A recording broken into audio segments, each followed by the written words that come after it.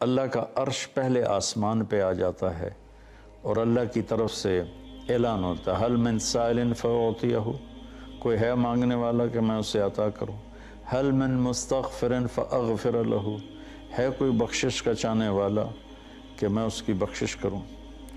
اب ایک سوال کرتے ہیں، ہم نے تو بڑا مانگا، ہماری تو سنتا نہیں، تو وہ کہتا ہے اجیب دعوت الداع اذا دعان، میں ضرور سنتا ہوں، یہ ہو ہی نہیں سکتا کہ میں نہ سنوں، سنانے کے کچھ قانون ہیں، ان کو فالو کرو تو میں سنتا ہوں۔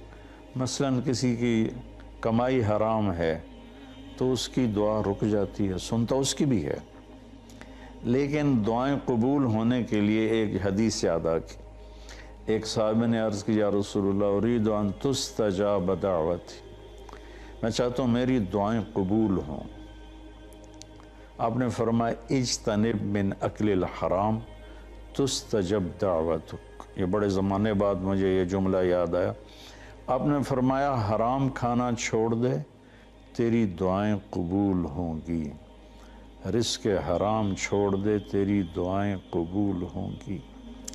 اللہ نے اتنا وعدہ کیا ہے کہ میں دیتا ہوں، تمہاری تنخواہ تھوڑی ہے، شیطان کہتا ہے کیسے گزارا ہوگا، رشوت نہیں لوگے کیسے گزارا ہوگا، تمہارا کاروبار ہے، سارے بازار والے جھوٹ بول رہے ہیں، تم سچ بولو گے تو تمہارا سودا کون خریدے گا۔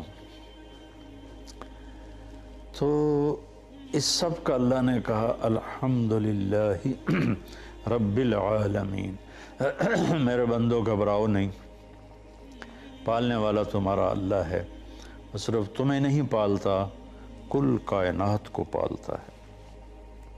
ان اللہ الرزاق ذو القوۃ المتین۔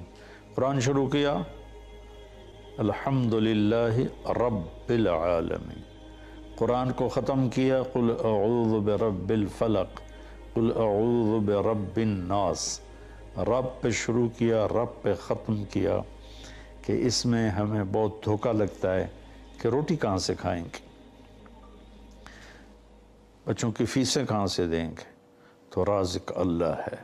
نماز پڑھو، نفل پڑھو، اور یہ نہ کہو میری سنتا نہیں، اللہ کی قسم قبول کرتا ہے اور ضرور قبول کرتا ہے، مصلی نہ چھوڑو، آزماتا ہے۔